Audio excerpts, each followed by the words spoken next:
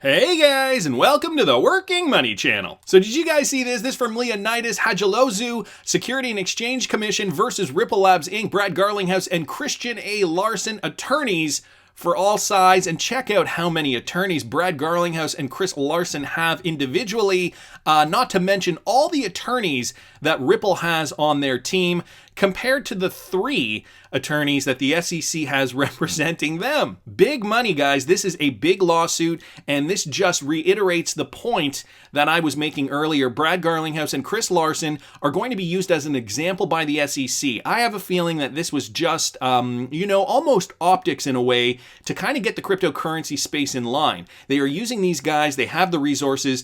They are likely going to get slapped with a fine. At worst case, they might have to step down from the company, which would be a blow to Ripple, of course.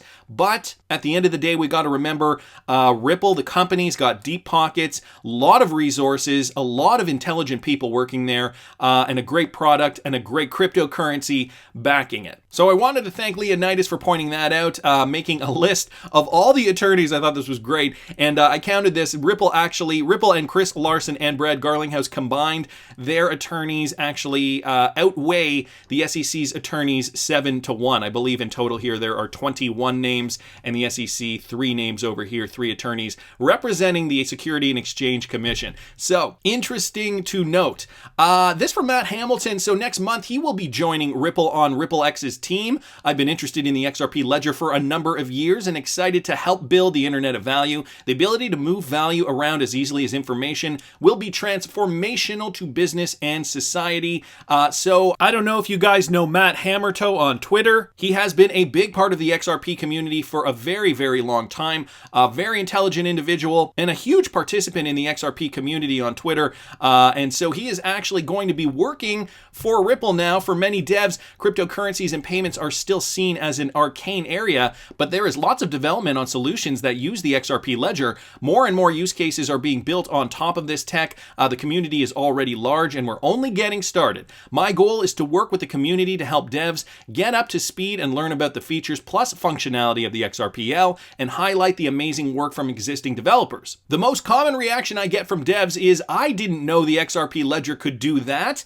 Let's fix that. Developers starting next month. You'll be hearing from me a lot, and I look forward to hearing from you. Comment below on what's most important / challenging to you now. And so Martin Volk here congratulating Matt Hamilton for his new position here. And I think, congrats are in order. That's a big milestone. So congratulations, Matt, from the Working Money channel as well. And here's where Gatehub stands with regards to the SEC lawsuit.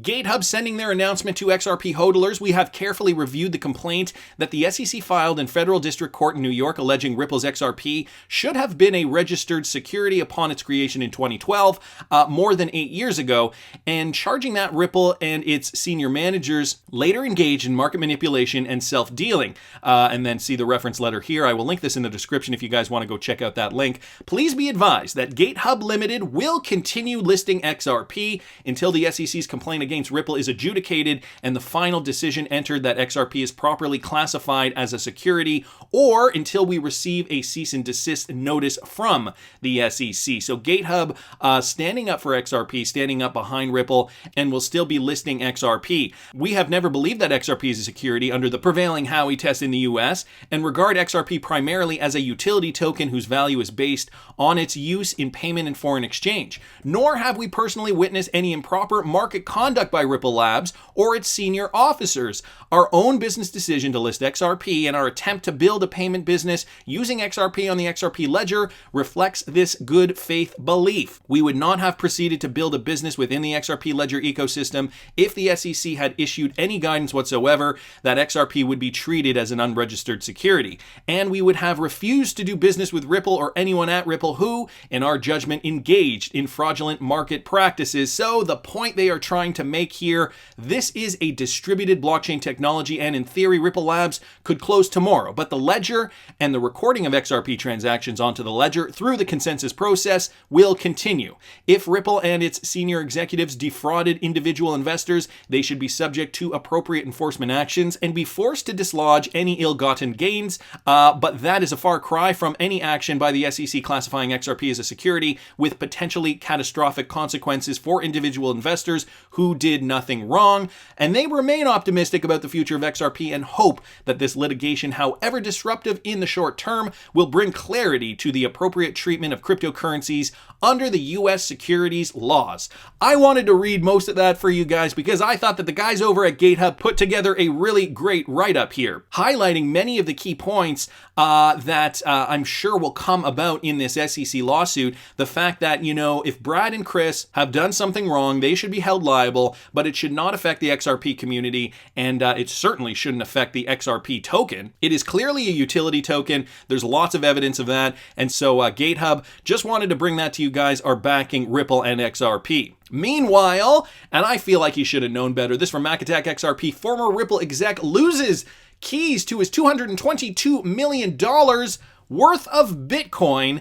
So the programmer who lives in San Francisco, whose name is Stefan Thomas, has lost the private keys to his Bitcoin wallet locked on an Iron Key hard drive and cannot remember the password, according to the New York Times. The special Iron Key external drive is password protected and automatically locks out the user after 10 attempts. And what this does is it encrypts the data held inside forever. Mr. Thomas has used 8 attempts with the most common passwords that he has used, I suppose, over the years, and only has 2 left. Unfortunately, the programmer, who now lives in California, lost the piece of paper with the passwords that he had on it, meaning his private keys, I'm sure. While he respects the technology, the knowledge that he owns hundreds of millions of dollars worth of cryptocurrency he can never touch often eats at him. He said he'll hatch a plan to spring his Bitcoin free, only to become even more disappointed once he realizes it won't work. So, this is kind of a bit of a funny article, I suppose, to some of us in the crypto space, looking at this guy, thinking to yourself, dude, how could you have lost that much money just by failing to remember your password? And I suppose at the time that he bought this Bitcoin, they were not worth nearly that much. And so, if you had a little bit of money in an account and you forgot your password, you think, it's only 20 bucks, whatever. But fast forward to the year 2021, Bitcoin is rising to new heights. And sure enough, now this fortune is worth $220 million, and he cannot access it. And this guy's a former employee at Ripple, let's not forget, so he has the know-how. He should have known better, to be honest. So some people keep their cryptocurrency on an exchange. I suppose there are pros and cons to that. If you do keep your cryptocurrency on the exchange, you don't have to worry about losing your private keys. However, cryptocurrency exchanges do tend to get hacked, very prone to hacks, and we've been seeing more hacks on many more cryptocurrency exchanges over the last few years, and we tend to see it especially in bull rallies. This is why I keep my cryptocurrency on a Ledger Nano, similar to this one, so you will not get hacked, you will not lose your cryptocurrency, but the flip side is you do have to remember your private keys. So this is exactly what Stefan Thomas doesn't remember. He doesn't remember his private keys. You have to remember your 24-word seed phrase, for example, in order to retrieve your cryptocurrency if something were to happen. That is the last safeguard. And if you guys are looking to still get a ledger, you still don't have one, I do have an affiliate link in the description of this video. You can use it if you want. You don't have to use it. But I just wanted to bring this story to you guys because this is going to be important. Don't forget your private keys, especially once your crypto starts rallying. And, you don't want to be left like Stefan Thomas here out in the cold, a multi-million-dollar fortune locked up, and you can't do a darn thing about it. Want to keep moving though, guys, because I saw this from the Cryptic Poet. PayPal's new crypto exchange traded north of $242 million in a single day. This happening on Monday, January 11th. So I touched on this. We've been seeing the volume rise for PayPal. Bitcoin seems to be consolidating in the mid-30s after the price suffered its biggest drop ever in absolute terms yesterday, despite the collapse in market prices. Data from various sectors show that major records were broken by investors trading Bitcoin. And we saw this on the ItBit exchange. I did a video on that that yesterday. But the bigger takeaway here is that people are still bullish on Bitcoin despite this big pullback here. And this from Lark Davis, Bitcoin could be about to complete a bearish head and shoulders pattern. So he does not share the same point of view as me. And maybe we do. Maybe we do see a bearish head and shoulders pattern for the short term. And I'm going to put a caveat in there for the short term, because overall, cryptocurrency is looking very bullish. 2021, I think we're going to see something special in the crypto space. Bitcoin to new all-time highs, 42,000 is not the end of it, guys. And once we see that knockback, that major knockback, other cryptocurrencies in the space, altcoins, are going to surge. And my prediction for that is about Q4 2021 or Q1 2022. This is my prediction on timing for this. Right now, Bitcoin is looking, I guess, slightly bearish on the shorter-ish time frame. But we got to remember, and here it is, Bitcoin on the 4-hour, he's pointing out this head and shoulders pattern. Okay, so Bitcoin could indeed go back down. However, what I'm seeing here is higher lows and, well, hopefully higher highs once we can knock up past this 4,200. And right now, look at what we're forming. I don't know if you guys can see this. We are forming a bullish pennant on this shorter time frame. So yes, although we are definitely demonstrating a head and shoulders pattern on the Bitcoin chart, a bullish pennant is also forming right over here. So what does this mean? Are we going bearish? Are we going bullish? In yesterday's video, I did say that we could indeed see, even more of a correction for Bitcoin, that we could see Bitcoin go down 40 to 45%. But I just wanted to bring this to your attention because I recorded this earlier this morning, and now it is the evening. Look at this, guys. We are not actually moving lower. This bullish pennant is panning out, and sure enough, we are moving to the upside. Bitcoin right now trading at about 37,300. So although Lark Davis suggested that this was a head and shoulders pattern, it looks as though my prediction that Bitcoin was going to rally actually panned out. The lower highs, higher lows, the bullish pennant did indeed signify that the bullish rally would continue. But here's some other news that I wanted to bring to you with regards to Bitcoin being bullish. So the Grayscale Bitcoin Trust has not reported additional inflows since Christmas, that is December 25th, 2020, due to the holiday season / end of year. This coming from Joseph Young, by the way. When Bitcoin inflows start coming in, indicating institutional demand, that's when Bitcoin could start rallying upwards again. So this is definitely worth observing. I wanted to thank Joseph for pointing this out. As you guys can see here, Bitcoin price coming down a bit, and the total holdings are at an all-time high. We saw that stop, but the new year is upon us, and we could see this rally again.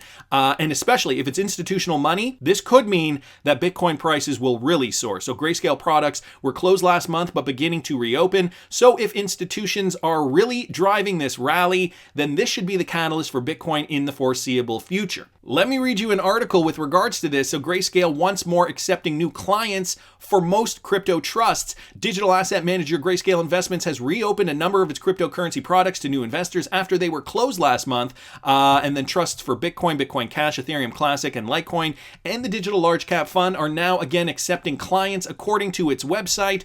On December 21st, the cryptocurrency asset manager's website said the 6 products were unavailable to new investors. While no explanation was given, this move was not unusual. Grayscale periodically closes off its crypto trusts to investors. And at press time, they also wanted to mention that the XRP Trust is also closed due to the SEC lawsuit. So something to note here, guys. Once Grayscale reopens, we could see Bitcoin surge once again. What is going to happen in the meantime? Like I said, this Bitcoin rally has just begun, and I have no doubt that institutional investors are still looking to pump money into the market. That's just my opinion, but I want to hear what you guys think. Please subscribe to the channel if you haven't already. Like the video if you like the content I'm providing. I always love hearing your comments. See you in the next one, guys.